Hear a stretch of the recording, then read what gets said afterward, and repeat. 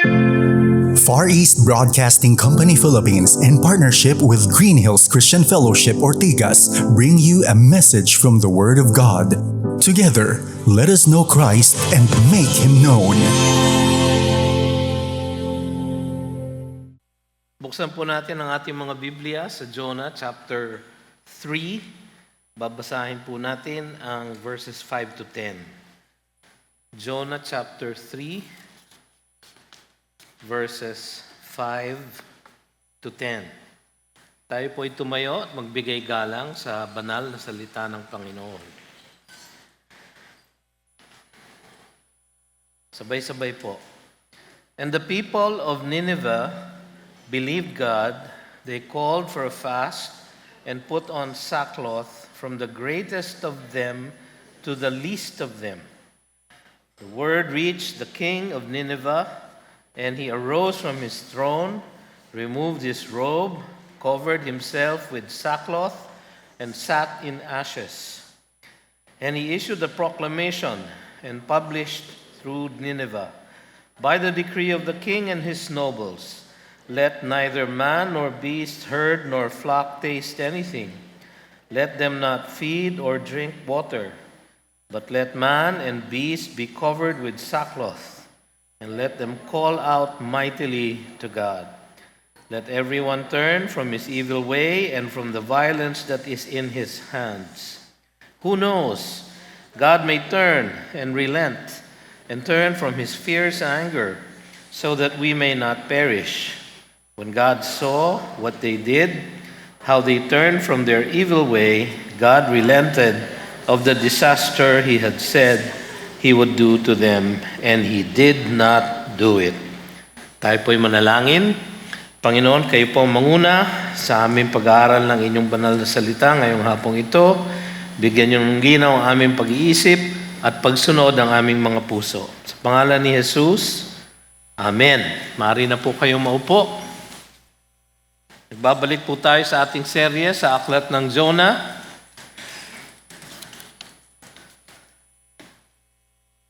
Ang theme po nito ay God's Relentless Grace, ang walang kapagurang grasya at kagandahang loob ng ating Panginoong Diyos. Dito nga po sa kwentong ito, makikita natin kung ano ang lawak ng pag-ibig at pagpapasensya ng Panginoon, lalo na sa kanyang mga suwail na lingkod. No? Kasama na po tayo doon. Kaya napakalaking source of comfort po ang aklat na ito dapat sa lahat sa atin. At kahit na doon sa mga hindi pa nakakilala kay Jesus, makikita nyo rito kung ano ang length na parang gaano kayo inaabot ng ating Diyos. Hindi po siya tumitigil sa isang pagtapik lang sa inyo, pang-dalawa, pangatlo. Paulit-ulit po niya kayong tatawagin at hihikayatin na manampalataya sa Kanya. Ang pinakadakilang milagro at maraming milagro ang makikita natin sa kwento ni Jonah.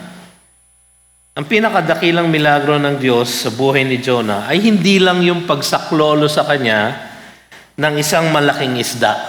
No? Hindi lang yung biglang nagkaroon ng bagyo nung siya ay sumakay doon sa vapor. Hindi lang yung biglang tumigil ang bagyo nung siya ay hinihagis at pinukol sa dagat. O yung kanyang pagkaligtas sa pagkalunod sa pamamagitan ng malaking isda. Mga malalaki pong milagro yon.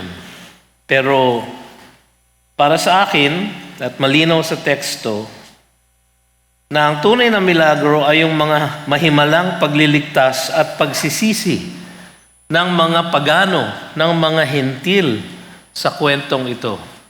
Nakita natin dun sa mga marino na biglang nanawagan, nung una nananawagan sa kanilang mga Diyos-Diyosan, pero nung kanilang makilala kung sino talaga ang Diyos, sila ay nagbigay ng alay sa Kanya. O di kaya yung pagano na kapitan nung barko na biglang hinikayat, ginising, pinukaw si Jonah para siya ay manalangin. Marunong pala siyang manalangin. At hindi ako nagdududa na dahil sa nangyari kay Jonah, ang kapitan na ito ay maaring nakakilala din sa tunay na Diyos. Meron ba kayong kakilala, kaibigan, kamag-anak, kapitbahay, kaklase, o kaopisina na sa tingin ninyo ay wala ng pag-asa na manampalataya pa sa Panginoon? Nakita nyo naman yung isang baptism video natin. Isang binatang lalaki na wala nang ginawa kundi mag-doom scroll. Alam niyo po ba kung ano ibig sabihin ng doom scroll? Ako, actually, hindi ko alam. Pero sinabi sa akin ng mga anak ko, kapag nanonood ka ng Reels, no, sa TikTok o sa Instagram, no, tapos patuloy lang ng patuloy yung ganyan pag-scroll mo, no, napansin niyo na ang Panginoon ginamit ang TikTok upang maabot ang binatang iyon. At marami sa inyo, marahil, ay ganito rin ang karanasan. Pero meron ba kayong kakilala na sa palagay nyo wala ng pag-asa na manampalataya sa Panginoon? O di kaya, kayo mismo na naririto ngayon at natitiyak nyo na dahil sa taksang-taksang kasalanan na inyo nang nagawa,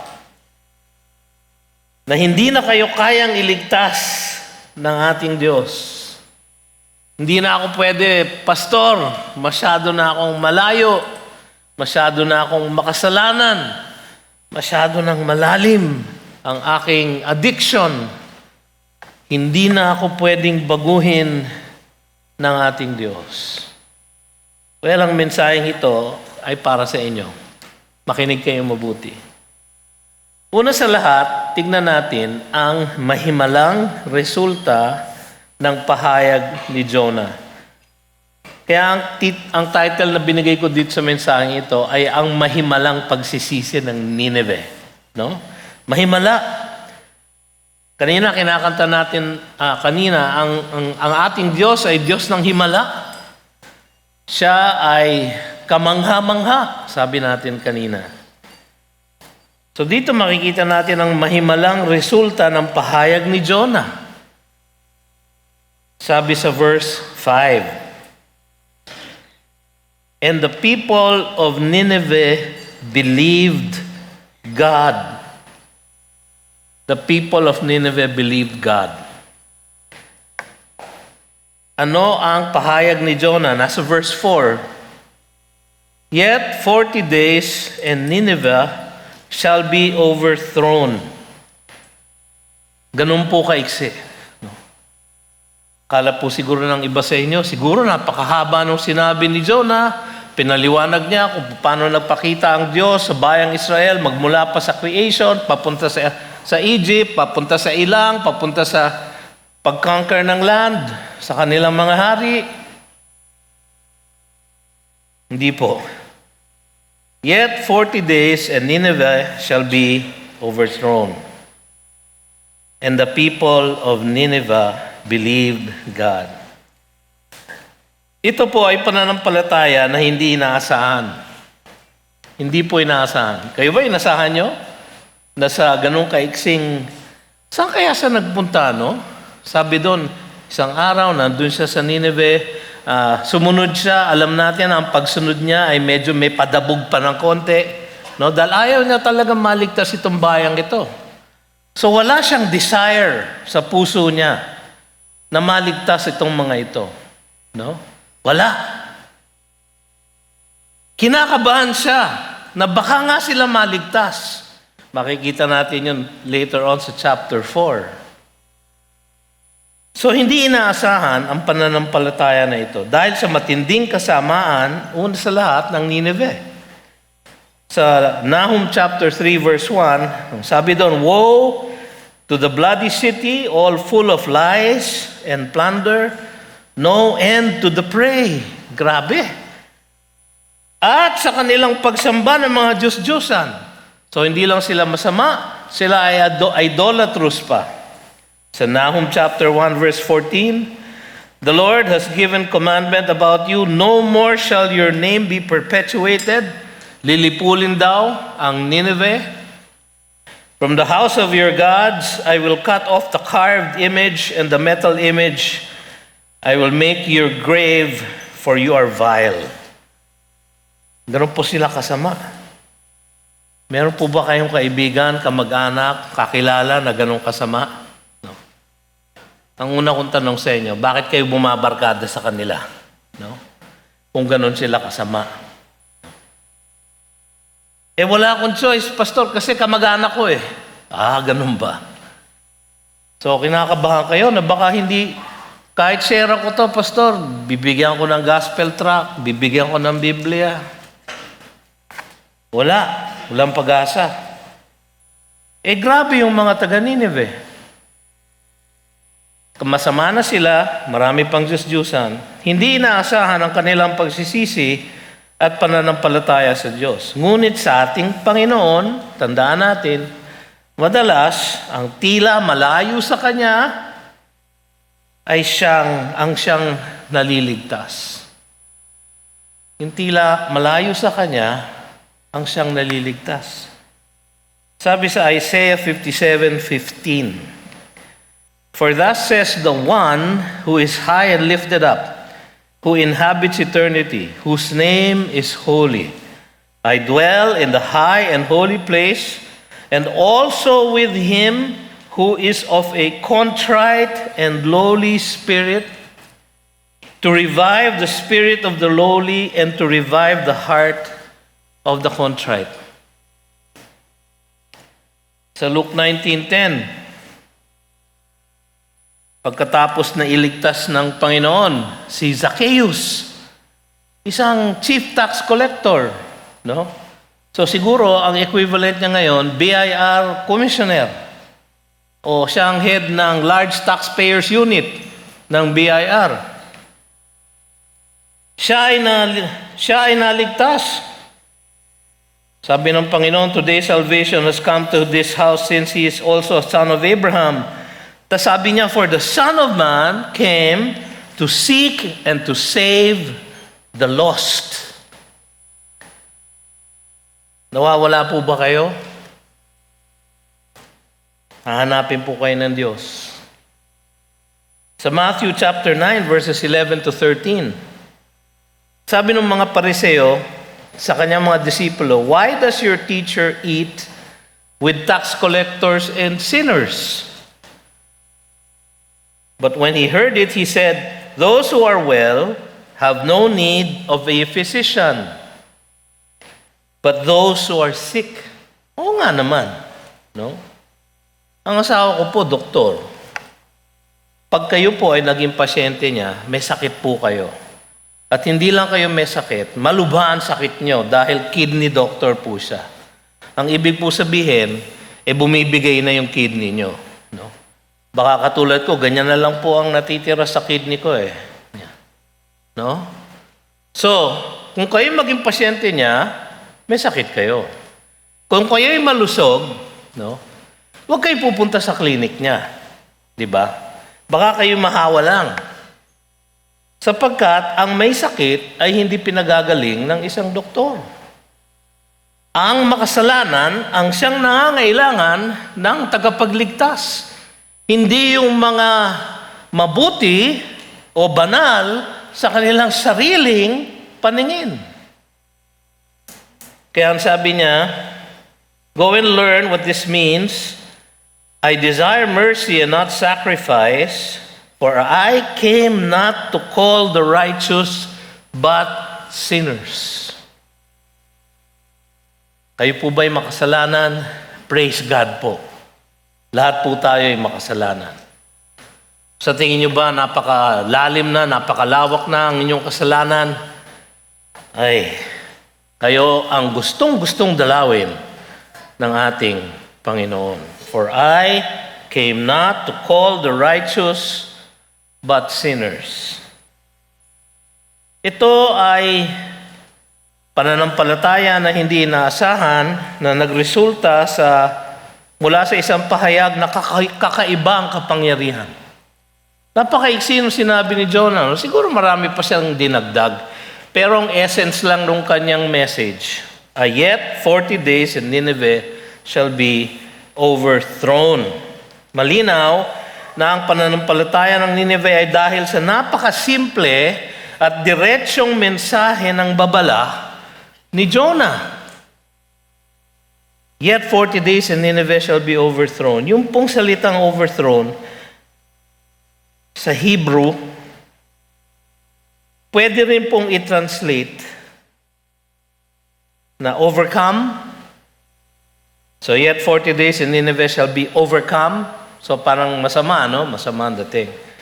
Pero pwede din siyang i-translate na yet 40 days and Nineveh shall be overturned. Shall be turned over.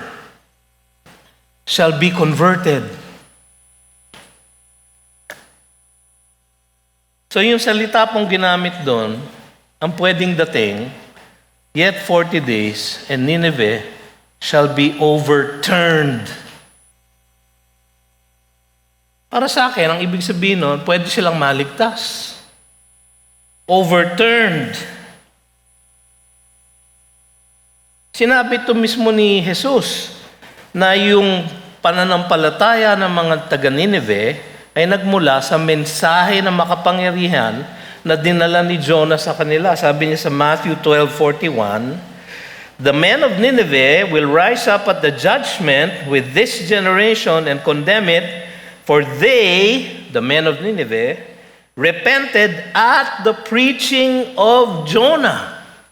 Sabi niya. "And behold, something greater than Jonah is here." Humingi ng sign yung mga Pariseo. Sabi niya, hindi ko kayo bibigyan ng sign. Nakakahiya kayo. Si Jonah ang sinabi lang, yet 40 days and Nineveh shall be overturned or overcome or overthrown. At sila ay naniwala sa preaching ni Jonah.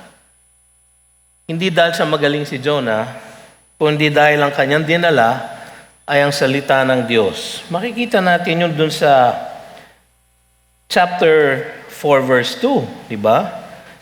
Sabi ng Panginoon sa kanya, "Call out against it the message that I tell you." So salita ng Diyos ang kanyang inatid, yung gospel. Makikita natin sa Mark chapter 4 verses 26 to 29, ang paliwanag ng Panginoon kung paano umuusbong ang faith sa puso ng isang tao. Sabi niya, "The kingdom of God is as if a man should scatter seed on the ground." A man, ordinary man, seed, ordinary seed. He sleeps, the farmer sleeps and rises night and day, and the seed sprouts and grows. He knows not how. Hindi alam ng farmer kung paano nangyari yun. The earth produces by itself, first the blade, then the ear, then the full grain in the ear. But when the grain is ripe, at once he puts in the sickle because the harvest has come. He knows not how.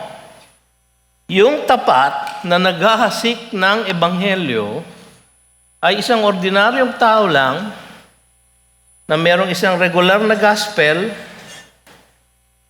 at yung gospel na yon ang siyang nag-uusbong ng tunay na pananampalataya. Sabi sa 1 Peter chapter 1 verse 23, yung salita ng Diyos ang nagbo-born again sa atin. Since you have been born again, not of perishable seed, ayun na naman yung seed, no? But of imperishable, through the living and abiding Word of God.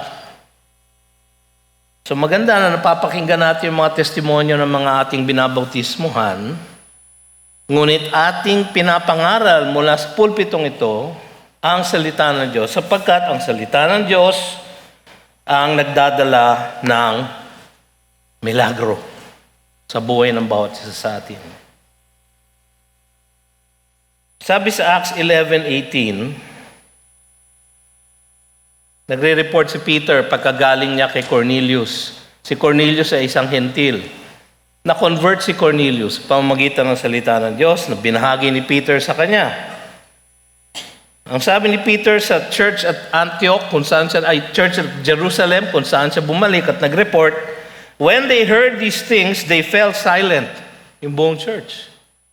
And they glorified God, saying, then to the Gentiles also, God has granted repentance that leads to life. Ang repentance na nagliligtas, na nagresulta sa kaligtasan, ay nagmumula sa Diyos. Hindi sa ating galing, hindi sa ganda ng ating presentation, kundi sa kapangyarihan ng Diyos. Sabi sa 2 Corinthians 7:10, for godly grief produces a repentance that leads to salvation without regret, whereas worldly grief produces death. Godly grief. Pansin natin sa mga testimonya na natin naririnig na nagkaroon ng punto sa buhay ng mga ating binautismuhan na sila ay nalungkot, na kinurot ang kanilang puso. They were cut to the heart. At dahil dito, sila ay naligtas. Ang kapangyarihan na nagliligtas ay wala sa galing ng propeta. Alam na natin yon. Si Jonah nga, pasaway. No? At sumunod nga, masama naman ang loob. No? Sumunod nga siya, pero parang nagdadabog. Yet 40 days, sabi niya. Nagdadabog eh. Masama loob niya eh. Ayaw niya maligtas ang Nineveh. So wala sa galing ng propeta, kundi nasa puwersa ng salita ng Diyos. Romans chapter 1 verse 16, for I am not ashamed of the gospel, for it is the power of God for salvation to everyone who believes. Pangalawa, makikita natin dito ang mahimalang pagbabago ng Nineveh. Balik tayo sa verse 5. Alam niyo kung bakit tayo nasa verse 5 hanggang ngayon? Kasi actually, yung buong kwento nasa verse 5. Yun ang summary, yun ang buod, no? The people of Nineveh believed God. They called for a fast, put on sackcloth, from the greatest of them to the least of them. Tapos, dinitalye niya yung verse 5. No? So, sa verses 6 to 9, ang detalye ng verse 5.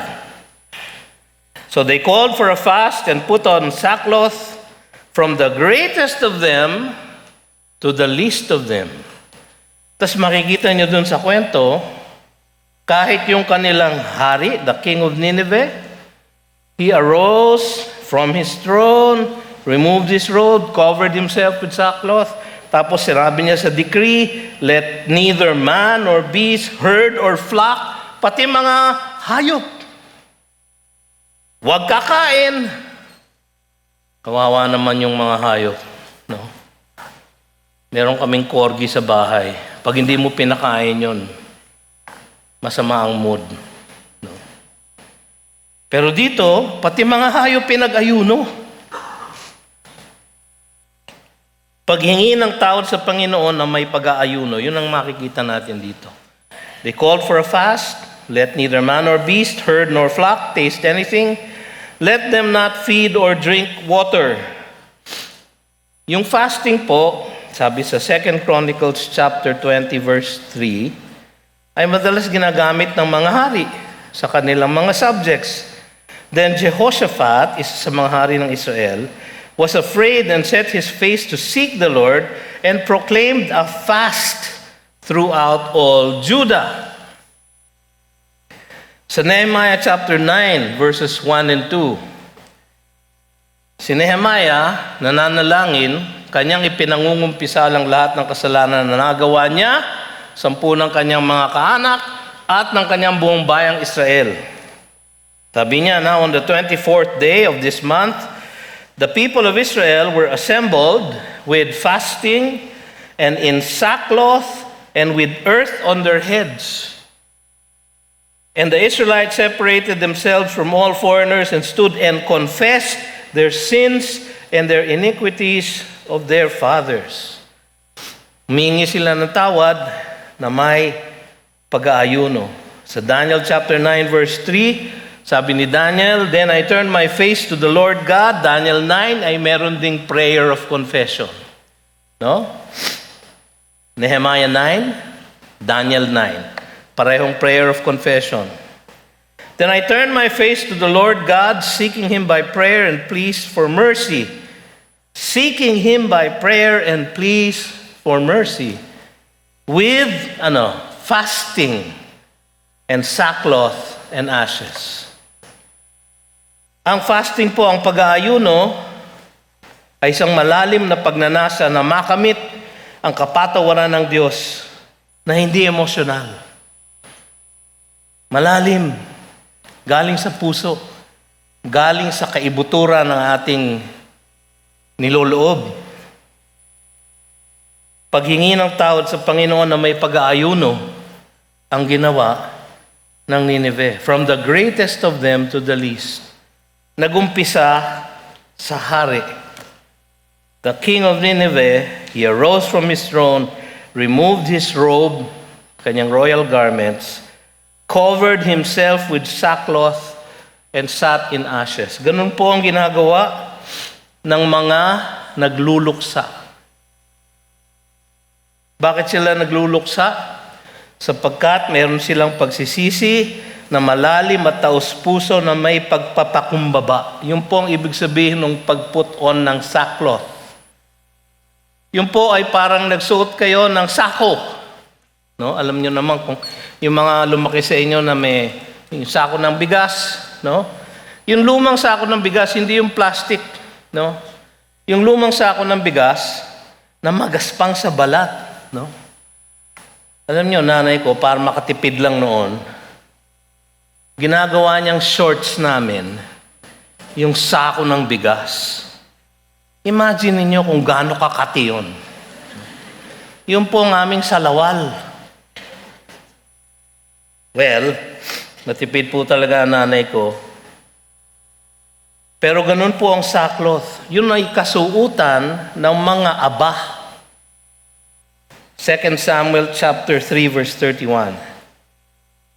Nagluluksa ang Israel. Then David said to Joab and to all the people who were with him, "Tear your clothes and put on sackcloth and mourn before Abner."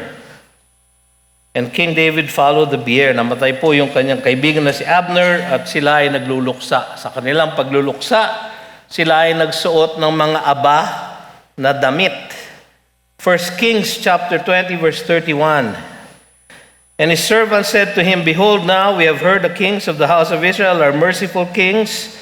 Let us put sackcloth around our waists and ropes on our heads and go out to the king of Israel. Perhaps he will spare your life." Yung humihingi ng tawad, nagpapakumbaba. So ito ay pagsisisi ng malalim at taos-puso na may pagpapakumbaba. Merong mourning.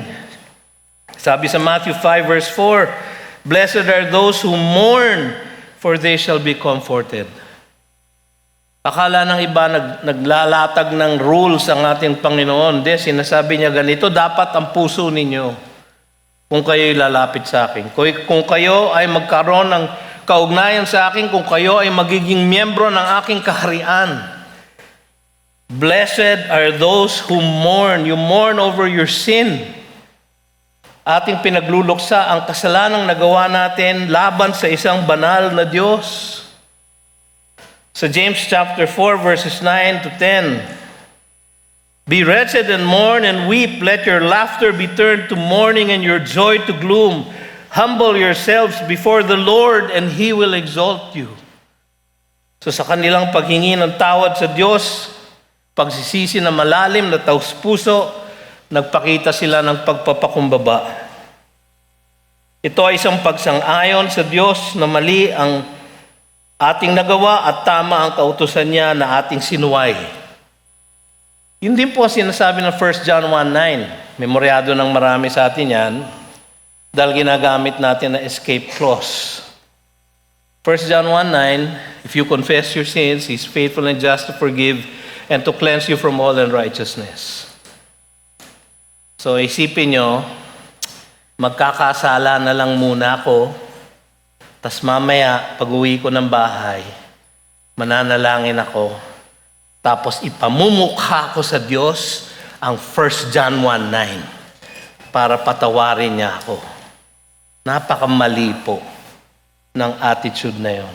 Hindi po yan ang ibig sabihin ng 1 John 1:9. Ang ibig sabihin ng confess doon ay to agree. To agree with God na yung ating ginawa ay mali. Na ating sinuway ang kanyang kabanalan. Ganun po ang naging pagsisisi na iniutos ng hari ng Nineveh para sa lahat sa kanyang buong bayan. Pangatlo, makikita natin dito sa mahimalang pagbabago ng Nineveh, talaga pong nakakapagtaka lahat po ito dahil sila po bilang isang nation ay isang super na masama. Pagbabago ng buhay at pagtalikod sa kasamaan.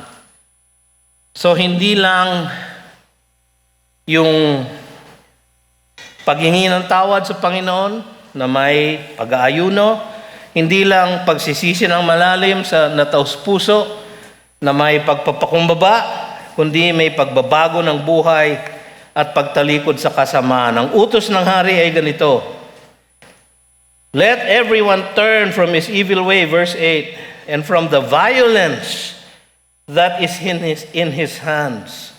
From the violence. Yung po ang mark ng mga taga-Nineveh. They were violent. Alam niyo po kung anong Hebrew ng violence? Ang Hebrew word po ng violence ay Hamas. Narinig niyo na po ang salitang ito? No. Yung organisasyon na nabansagang terrorist organization. Ang pangalan ng organization nila ay violence, Hamas, cruelty, falsehood, injustice, unrighteous, violence. Yun po ang ibig sabihin ng word na Hamas. So, ang sabi ng hari, inutos niya,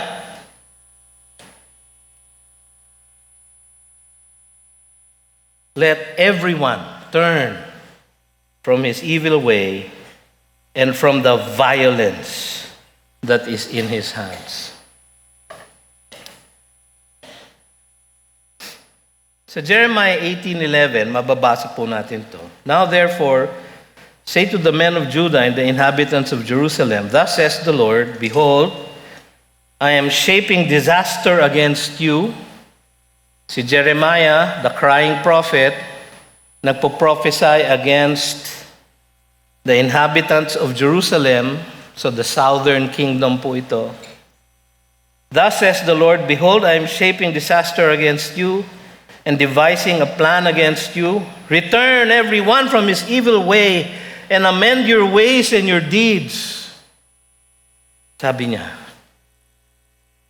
hindi sumunod, hindi nagbago ang Israel.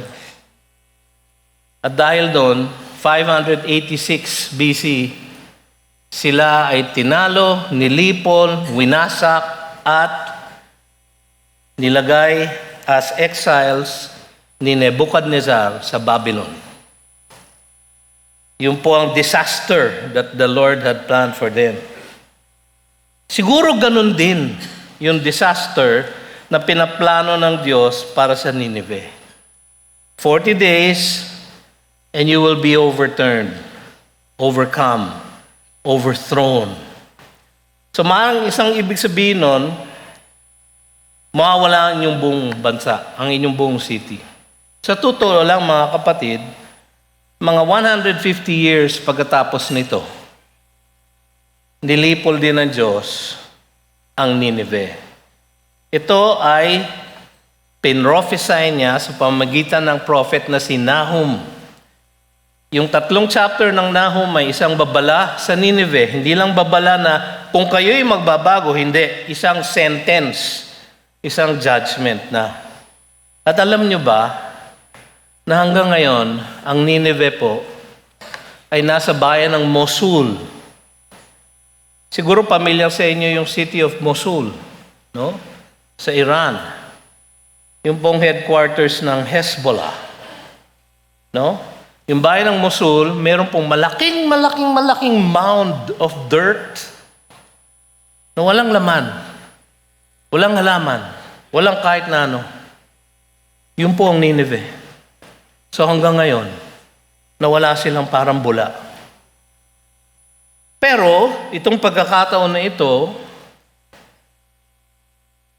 dahil nagbabago sila ng kanilang buhay, tinatalikuran ng kasamaan, merong gagawin ng Panginoon sa kanila. So Jeremiah 36:3,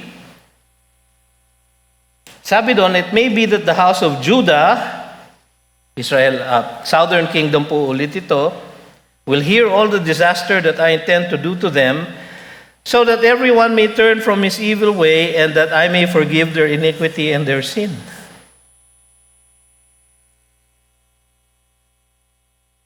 Sabi sa Matthew 3, verse 7, ito po ay si John the Baptist, kasi parang napaka-asim, di ba? So I hope they will hear all the disaster that I intend to do to them so that everyone may turn. Mas masahol naman po si John the Baptist, sabi niya sa Matthew 3:7, 7-8, but when he saw many of the Pharisees and Sadducees coming to his baptism, nagbabautismo siya eh, he said to them, you brood of vipers. Tatagalogin ko po. Mga ulupong. Akala nyo ahas, no? Hindi, merong mas masahol sa ahas. Ulupong ang tawag po doon. Yung makamandag na ahas. Sabi niya, mga ulupong, who warned you to flee from the wrath to come? Tapos sabi niya, bear fruit in keeping with repentance. Kung kayo ay nagre-repent, dapat nakikita sa inyong buhay. Ang pag-asa ng hari ay ang kahabagan ng Diyos na dala ng kanilang pagtalikod sa kasamaan. Sabi niya sa verse 9, who knows? Sa Tagalog, malay nyo. Di ba? Actually, hindi siya direct translation. Who knows, sabi niya. God may turn and relent and turn from His fierce anger so that we may not perish. Sabi niya, magbago nga tayong lahat. Tayo magluksa, tayo ay mag-mourn, tayo ay magsisi, tayo ay mangusap sa Diyos, manalangin sa Kanya, mag-ayuno. At higit sa lahat, tayo ay magbago ng ating buhay. Who knows? God may turn and relent and turn from His fierce anger so that we may not perish. Jeremiah 18:7-8, if at any time I declare concerning a nation or a kingdom that I will pluck up and break down and destroy it, no? Sabi ni God, anytime na i-declare ko to para sa isang bayan, and if that nation concerning which I have spoken turns from its evil, I will relent of the disaster that I intended to do to it. Sinabi naman pala niya eh. Sa panahon ng Prophet Jeremiah. So, pwede siyang magbago ng kanyang hatol. Ito ang naging pag-asa nila. Para saan ito? Dahil sa kanyang kahabagan. Di ba sabi sa Ephesians 2:1, you are dead in your trespasses and sins in which you once walked, following the prince of the power of the air, following the sons of disobedience. Lahat po tayo doon galing. Tapos sabi niya sa verse 4, but God, being rich in mercy, mahabagin po ang ating Diyos. Kung tayo ay manunumbalik sa Kanya, tayo ay magbabago ng ating buhay, who knows? God may turn and relent. Sa Titus chapter 3, verses 4-5, babasahin ko po yung verse 3. For we ourselves were once foolish, disobedient, led astray, slaves to various passions and pleasures, passing our days in malice and envy, hated by others and hating one another. But when the goodness and loving kindness of God our Savior appeared, He saved us, not because of works done by us in righteousness, hindi dahil tayo mabait, but according to His own mercy. Ang kahabagan ng Diyos ang nag-glorify po dito sa kwentong ito. So, ito ang mahimalang pagbabago ng Nineveh. Humingi sila ng tawad na may pag-aayuno. Sila ay nagsisi ng malalim, may pagpapakumbaba. Sila ay nagbago ng kanilang buhay at tumalikod sa kanilang ginagawang kasamaan. So, ano nangyari? Ang maluwalhating pagpapatawad ng Diyos. Verse 10, when God saw what they did, how they turned from their evil way, God relented of the disaster that He had said He would do to them. And He did not do it, at least for the time being. Not for 150 years. Ang malungkot po dito, si Jonah po ay Israelita, pinapunta siya sa Nineveh para i-warn sila. Sila ay naniwala, nagbago, nagsisi, kaya hindi sila nilipol ng Diyos, and He delayed His judgment 150 years. Si Jonah po bilang isang Israelita, kasama ng bayang Israel, palaging sumusuway sa Diyos, matigas ang ulo, sumasamba sa Diyos-Diyusan, kahit na anong ilang propeta na pinadala sa kanila, kanilang pinapatay, kanilang hindi pinakikinggan. In 40 years, 722 BC, sila ay nilipol ng Assyria. Sino po yung Assyria? Yung bayan ng Nineveh. Ang Nineveh po, nagtagal pa ng 150 years. Sila 40 years lang. Sila ay nilipol, sila ay in exile. Saan? Sa Nineveh. Sa Assyria. Tapos nung nilipol ang Nineveh, malamang kasama sila sa nilipol. Pero ang Nineveh, for 150 years, dahil sila ay nagsisi, nagbago, nagpakumbaba sa ating Diyos, mahimalang pagbabago, mahimalang resulta, mahimalang pagpapatawad ng Diyos, maluwalhating pagpapatawad ng Diyos. Makikita natin ang pagbabago na tunay. They turned from their evil way. Katulad ni Peter.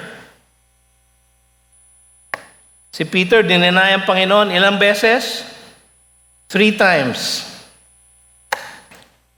Just a few months later, sa day of Pentecost, sabi sa Acts 2:14, but Peter, standing with the 11, lifted up his voice and addressed the men of Judea and all who dwell in Jerusalem, let this be known to you and give ear to my words. Ba? Ano nangyari kay Peter? Isang maliit na bata na kinonfront siya, nag-deny na siya kaagad. Ngayon, nakaharap siya sa buong bayan, sa buong Sanhedrin. Sabi niya, listen to my words. Isang pagbabago na tunay. Naging mapait na experience sa kanya ang kanyang pag-deny sa ating Panginoon at natuto siya sa kanyang mapait na experience. O katulad ni John Mark. Sa Acts 13, si John Mark, pamangkin ni Barnabas, sinamahan si Barnabas at si Saul sa kanilang first missionary journey. Pero, pagkatapos ng isang lakaran, napagod, natakot, umuwi sa Jerusalem. Iniwan si Saul at si Barnabas. So nag-away pa nga si Saul at si Barnabas. Gusto siyang isama ni Barnabas, ayaw siyang isama ni Saul, naghiwalay yung dalawa. Si John Mark ang sanhi ng unang-unang church split. Ano nangyari kay John Mark? 2 Timothy 4:11. Sabi ni Paul, si Paul to, yung ayaw pasamahin si John Mark, ha? Dahil hindi siya maasahan, hindi siya magagamit. Sabi niya sa 2 Timothy 4:11, Luke alone is with me.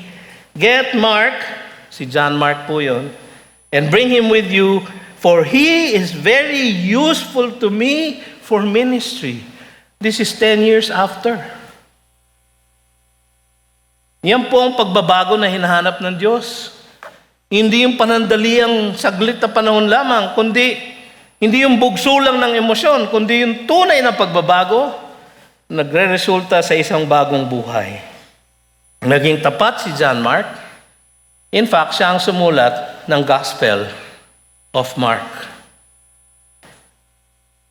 Hindi lang pansamantala, mga kapatid, ang pagbabago na tunay. Ito ay habang buhay. So kayo ba, bilang isang mananampalataya, siguro, kayo ay nanalangin na, manampalataya kay Jesus bilang aking Panginoon at tagapagligtas. Kayo ay nag-pray na nung sinner's prayer. So sa atin pong terminology dito sa GCF, you have prayed to receive Christ. No? Pastor, totoo ba lahat yon? Hindi. Ayon sa aking karanasan, hindi. Marami akong kilala na nag-pray to receive Christ. Marami akong kilala na nagpabautismo pa. Aba, nagsayang pa ng tubig. Pero hindi naman sumunod na may pagbabagong buhay. Ang pagbabago na tunay is they turned from their evil way. Pagpapatawad na nagluluwalhati sa Diyos ang iginawad sa kanila. Verse 10, God relented of the disaster that He had said He would do to them. Bakit siya nagpapatawad? Ephesians 1:6, to the praise of His glorious grace. Ephesians 1:12, so that we were the first to hope in Christ might be to the praise of His glory. Ephesians 1:14, who is the guarantee of our inheritance until we acquire possession of it to the praise of His glory. Para sa kanyang kaluwalhatian. Kaya siya nagpapatawad. Tayo ay nabibiyayaan, siya ay naluluwalhati. Sa tuwing tayo ay nabibiyayaan sa kanya, siya ay naluluwalhati sa atin. Sa pagpapatawad niya sa mga taga-Nineveh, sabi ng iba, hindi nagbago ang hatol ng Diyos. Para nga kasi God relented. Hindi sinabi na God repented. Si God po hindi nagre-repent kasi hindi po siya nagkakasala. God relented. Binasa natin kanina sa Jeremiah 18 na kapag sumunod ang isang bayan, He can relent. Sinabi na niya yon. So nasa loob ng kalooban niya yon. Nasa loob ng will niya. Pero sa pagpapatawad niya sa mga taga-Nineveh, hindi inalis ng Diyos ang parusa sa kasalanan sa kanila. Hindi niya inalis yung parusa. O paano yung pastor? Sabi niya 150 years bago sila talagang pinarusahan. So yung generation na yon sa loob ng 150 years, at least 3 generations, no? Ay naligtas. Marahil lahat sila o karamihan sa kanila, o ilan sa kanila, ay masasalubong natin sa langit. Hindi inalis ng Diyos ang parusa sa kasalanan nila. Alam mo kung bakit niya napatawad yung mga taga-Nineveh? At kung bakit niya napapatawad ang lahat ng mga makasalanan?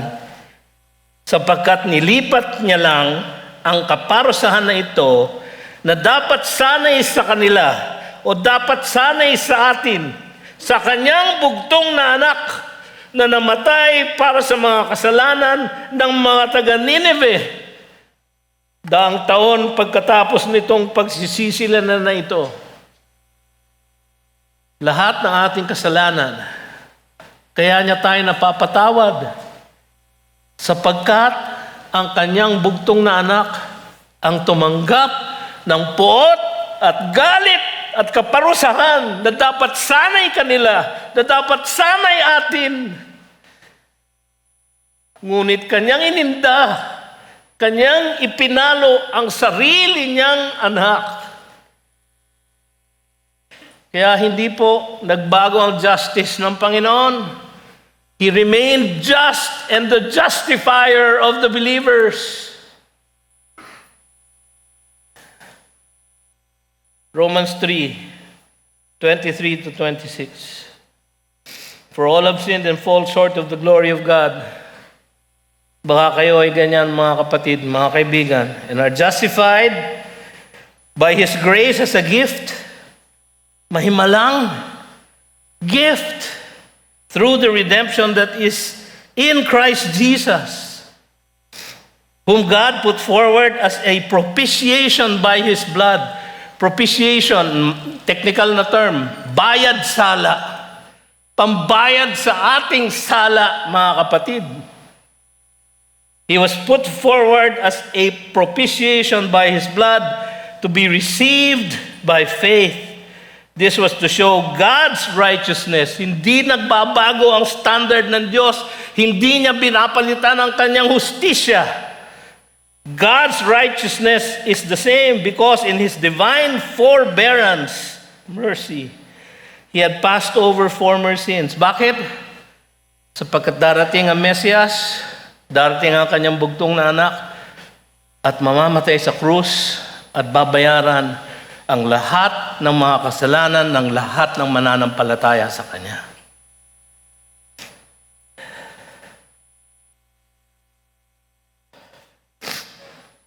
It was to show His righteousness at the present time so that He might be just and the justifier of the one who has faith in Jesus.